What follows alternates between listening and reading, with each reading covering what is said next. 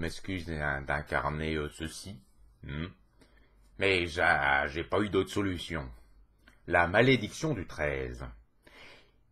Il y en a qui ont calculé, enfin je veux dire, qui ont bien calculé, en considérant tous les salaires et les primes des gardes de l'époque et combien valait l'argent à l'époque.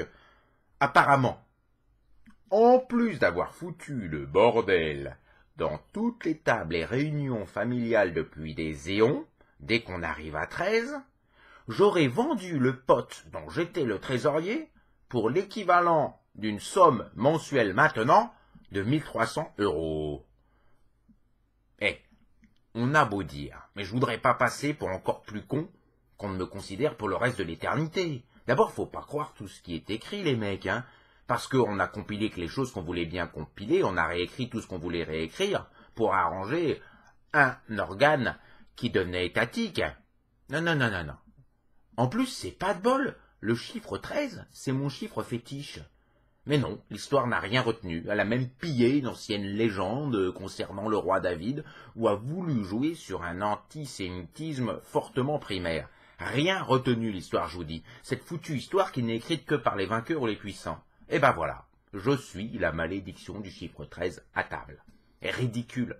13, c'est mon chiffre fétiche, je vous l'ai dit. On était 13 dans la famille, 6 garçons, 5 filles, papa, maman.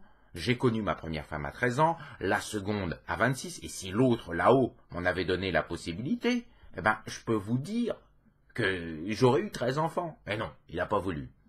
À l'époque des faits, je ne me contentais d'ailleurs d'avoir que 2 mioches, âgés de 13 ans tous les deux.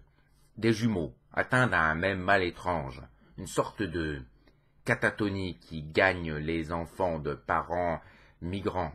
Vous avez toujours ça par chez vous. C'est un mal de l'âme, quand les enfants apprennent que leurs parents risquent d'être rejetés par la communauté ou la contrée dans laquelle ils ont décidé de se réfugier. 2 enfants donc, et malades. Et vous savez combien ça coûtait une consultation chez un médecin à l'époque? 13 deniers. Et vous croyez qu'on faisait une ristourne quand on amenait 2 enfants, même si c'était des jumeaux? Eh ben non, mon cochon, on faisait pas de ristourne. 26 deniers.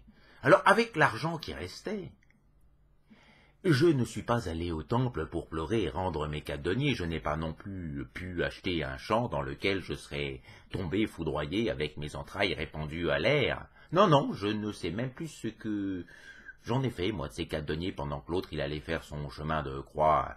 En plus, je veux pas dire, mais j'étais pas le seul à l'avoir donné. Et moi, au moins, j'avais l'excuse de vouloir faire soigner mes gosses, parce qu'il y en a beaucoup qui n'avaient pas de gosses dans la bande. Donc, chef. Et si ça peut vous faire plaisir de le savoir, sachez qu'ils ont été soignés, mes gosses. Et qu'ensemble, eh bien, on a simplement disparu du champ de l'histoire. J'ai rencontré une autre femme à 39 ans, et à 52, et à 65, et à 78, et je suis mort tranquillement à 91. J'ai eu la chance de faire 2 enfants à celle à qui j'ai rencontré à 39 et à 52. Après, ça devenait compliqué. Et paf pif, les générations aidant, les croisements se faisant, comme tout individu qui aurait eu quelques enfants à l'époque, eh ben, vous descendez tous de moi. Même si c'est sur plus de 13 générations.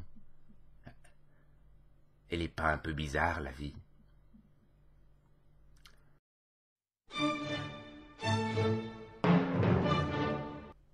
Alors que l'autre, là,